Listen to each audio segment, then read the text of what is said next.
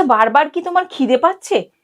খিদে পাচ্ছে বলেই মনে হয়েছে এই যেন একটু চিপস খাই, এই যেন একটু বিস্কুট খাই, এই যেন একটু চকলেট খাই, হাতের কাছে থাকা ফ্রিজের মধ্যে রাখা সন্দেশটা, নলেন গুড়ের সন্দেশ, সেটা খেয়ে ফেলি।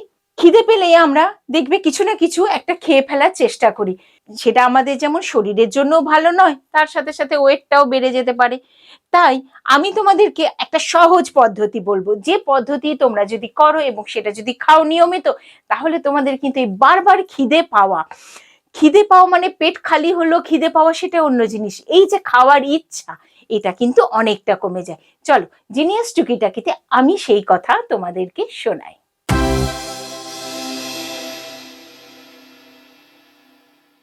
এই পদ্ধতিটা কিন্তু আমি ট্রাই করেছি।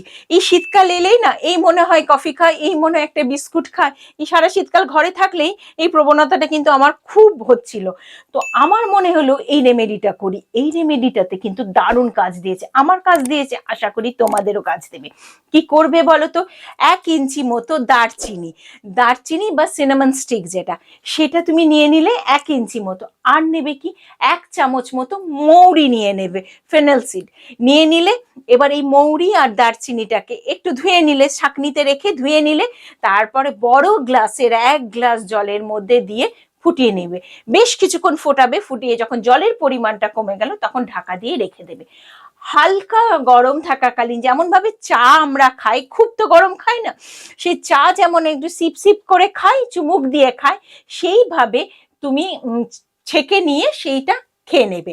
একবার খাবে আর বিকেলের দিকে একবার খাবে, সকালের দিকে একবার খেলে, বিকেলের দিকে একবার খেলে, তাহলে দেখবে তোমার এই খাই খাই বা খিদে পাওয়া যে ব্যাপারটা, এটা কিন্তু অনেকটা কমে যাবে। আর এই জিনিসটা তোমার হজম ক্ষমতাও বাড়াবে, তার সাথে সাথে তোমার ওয়েটটাকেও কমাতেও কিন্তু সাহায্য করবে।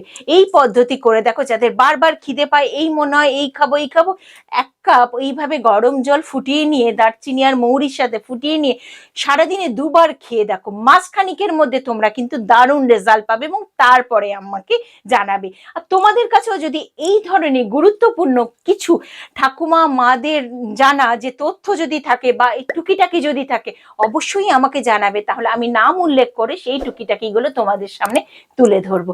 খুব ভালো থেকো বন্ধুরা, অবশ্যই বেঙ্গল ফিশন চ্যানেলটাকে সাবস্ক্রাইব করো এবং তোমাদের গুরুত্বপূর্ণ মতামত জানিও। নমস্কার।